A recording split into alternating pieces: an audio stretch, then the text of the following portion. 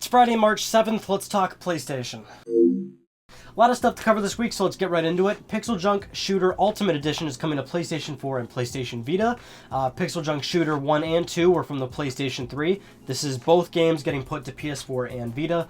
Very cool. And another game from PS3, actually and Vita, Guacamelee, is coming to PS4 and other next-gen hardware like Wii U and Xbox One, which is cool. I loved that game. Loved both these games, actually. Enjoyed them a lot, so it's great to see them again on new platforms. But what's interesting about these two games coming over leads us nicely into our next news story, which is there's a little rumor sort of thing going on about, and this has been going on for a while, the past few weeks, months even, this has been a rumor, that Grand Theft Auto 5 is going to be coming to PlayStation 4. So just recently, a Portuguese retailer listed availability to actually purchase GTA 5 on PS4, and this isn't the first retailer, actually. We've been seeing retailer listings for a while for GTA 5 on PS4 and X1, and of course PC. Now, the game is going to, of course, come to PC. I think there's no doubt about that. PC guys have been asking forever for this game. It's totally going to come eventually, but you know, it begs the question, are we going to see next-gen versions? Which, more than likely, yeah, we probably are. I mean, like, you don't always want to buy into rumors and retailer listings,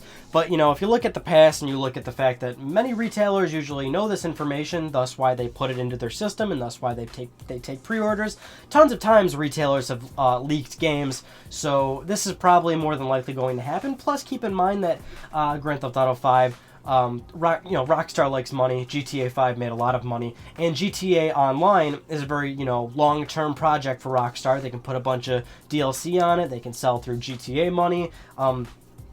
It's a cash cow, basically, so it's like, why wouldn't they put it on new hardware where you're going to be seeing, lack of games currently, and it all makes sense, right? And plus PS4, X1, easier to develop for than the last platform. So I think it's fair to say we're going to be seeing this happening soon. But I think this goes nicely. Again, just steamrolling into the topics here, it was announced earlier that a Mass Effect Trilogy might be remastered on PlayStation 4 and Xbox One. Somebody asked a BioWare manager on Twitter, hey, let's see Mass Effect Trilogy on PS4, X1, 1080p, 60 frames per second, let's see that happen. And the guy basically said, the team has discussed this internally, so this idea at least is very much so on the table. Now, I think we're going to be seeing a major trend here. Now, we're already seeing it, right? Now, we've been talking about this a while. Tons of PC games are coming to PlayStation 4, and Tomb Raider Definitive Edition came to PlayStation 4, which is, the same game, just a little nice bumped up visuals, bumped up resolution, frame rate, things like that. Are we going to be seeing a lot of this? Now, I think yes, actually, clearly. I mean, but is it going to be a big trend? Like with PS3 and 360, for example, the big trend there was HD collections of PlayStation 2 games and original Xbox games, which is funny because Sony actually kind of started that when they did the God of War collection, and then everyone started doing it, which are fine. I like that. I like that idea a lot. I loved replaying those PS2 games and HD and earning trophies and all that, but is this going to be a new trend here, or is it the next generation? So now are we going to be seeing PS3 and 360 games bumped up with resolution and frames? And I think that actually might be the case. What it seems like is a lot of developers stood back and were like, we don't know about that just yet, if it's worth our time and effort and money. And, they stood back and watched what Crystal Dynamics did, which was put Tomb Raider on these new systems to see how that did, and then they would kind of step back and be like, okay, they actually did all right, maybe this is something we could look into. And plus, and I'm just, assuming here, I'm not a developer, I'm not into that stuff, I wouldn't know everything about it, but I would certainly imagine that because of the ease of development for these systems, and games are made on computers to begin with, not to say that's exactly how everything works, right? Again, I'm assuming a lot here, but I would assume this is a no-brainer situation where it's you can, put it on a new platform and make more money.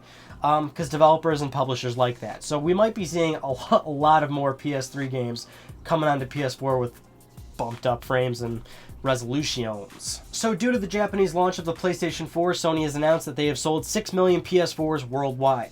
Big number. I don't even know why we kind of really, if I keep mentioning these numbers on the show. I mean, if you want, I don't care that much, but people do love to hear where they're at and how they're selling and how they're comparing to Microsoft, which they're still around 3.5 or something, 3.6 million. They haven't updated their figures in a while. They probably won't do it until the end of March when Titanfall's out and everything. But if you are like playing the numbers game, Sony is now number one. They are past Wii U in the Wii U's install base.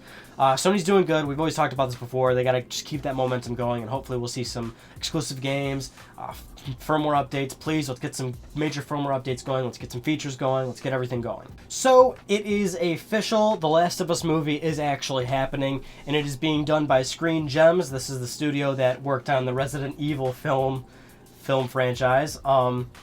It's a real thing, and I don't really know how to feel about it. Because The Last of Us is a great game, and I feel like I would leave it untouched. I don't want a movie adaptation of it. But at the same time, the movie is actually going to be closely worked on with Naughty Dog. The game's director and the game's creative lead and all that. Like, everybody's that it was involved with The Last of Us is actually going to be working on this movie. Neil Druckmann, Bruce Straley, Christoph Balestra, all like the Naughty Dog bigwigs and people that work directly with the game are actually helping with this movie. They're penning the script. They're like totally involved. So that's kind of good. I don't know how to feel about it. I would even if like Naughty Dog's involved, I would prefer like them to just I don't want a movie, but I don't know. We're getting one. Last of Us made a lot of money, so they want to make more money. Makes sense. The studio that they went with, like. I don't like. That's the thing. I'm not even a movie person, so it doesn't really affect me. But like I said, I would have left it alone. But it's coming. You're getting one whether you like it or not. So here's one of the more controversial topics of this past week that was going on. It is confirmed that Amy Hennig is leaving Naughty Dog. Now, Amy Hennig is the creative lead and the director for pretty much all the Uncharted games, and she is credited with making the games what they are, man. Like they're great games, right? Great writing, great character dialogue, great character depth, all that stuff, right? Amy is mostly responsible, and she has left Naughty Dog, and it's like, okay, well, that's like good luck, Amy. Good luck in your next endeavors. But there was a thing going on.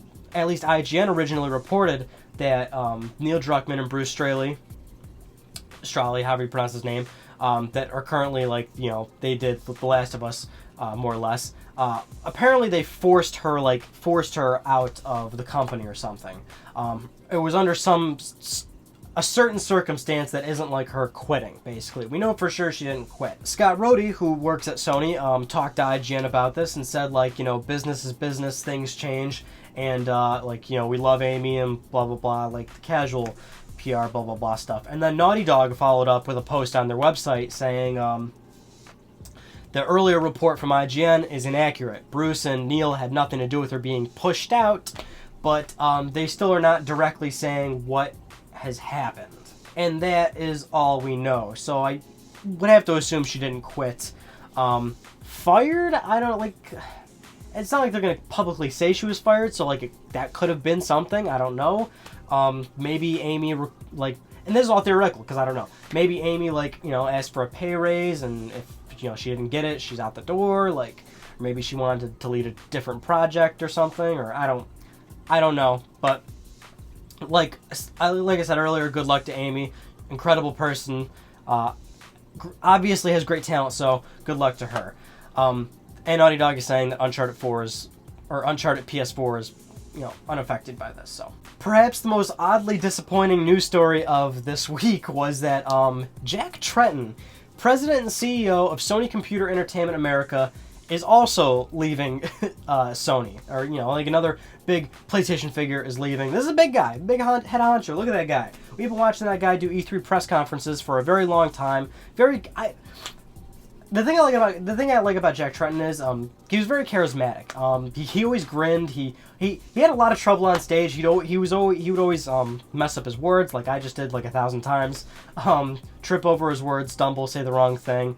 But the thing is if you're a person connecting with a major corporation, you at least want them to come from sort of a human nature and not always feed you with PR crap. And at least I think that's where Jack always came from. He always seemed like a charismatic, funny person. He really was. You can watch interviews of him. He's a good guy. I've never, of course, met him, but we've been watching him for a while, and Jack's been involved in this industry for a very long time. He's been there since PlayStation, PlayStation 2, PlayStation 3, PlayStation Portable, PlayStation Vita, PlayStation 4. He's been in this industry for a long time. And the way he publicly said, him leaving, he said he has mixed feelings about him leaving, which is making you go, oh no, did he get fired or something? I don't think he did, because he said he's excited about the next chapter of his career, which I would assume means he has another job lined up or something, or he can certainly find one with his pedigree. But good luck to you, Jackie Tretton. You did a great job, and Sony's successor for SCEA has already been announced. Sony Network Entertainment SVP and COO Shawn Layden will be the new president and CEO of Sony Computer Entertainment America. And this is a guy we will probably be seeing for E3 conferences now. He will more than likely be doing pressers. He's like the big head honcho now for the most part. Of course, Andrew House is still president and CEO of Sony Computer Entertainment as a whole. And of course, Kaz Hirai is still president and CEO of Sony Corporation entirely. So it goes Kaz, Andrew House, and now you've got Shawn Layden for SCEA. So again, good luck, Jackie Tretton. Your weird, crazy, creepy grin will certainly be missed. And, you're delivering, like, insane blow at E3 2013 where you're like, PS4, no used game, or, used games and no online check-in. That was one for the history books. Another one was actually a negative one where back in, I think around 2006, the PS3 launched, and Jack Tretton famously said, people were like, oh, PS3s aren't selling, and Jack was like, if you can find a PS3, I'll give you $1,200 for it, because everywhere is sold out. And then the internet blew up, and everyone was taking pictures of inside Targets, inside Walmarts, going, well, I guess I got 32 grand right here, because there were all these PS3s that were unsold. Goodbye, Jack. Goodbye. And so ends another excellent episode of Let's Talk PlayStation. Hey, if you like that new series I did where it's like remembering games, where I did like Warhawk and I just uploaded Eye of Judgment, if you like that series, submit games for me to like look back on, because like, what do you want to look back on and have like a major throwback nostalgia freak out about? We'll talk about some games in the comments and stuff. You guys know I'm always talking with you. Anyway, that concludes this week's episode of Let's Talk PlayStation. I'm Ryan Benecki. Thank you so much for talking with me, and I'll see you next Friday.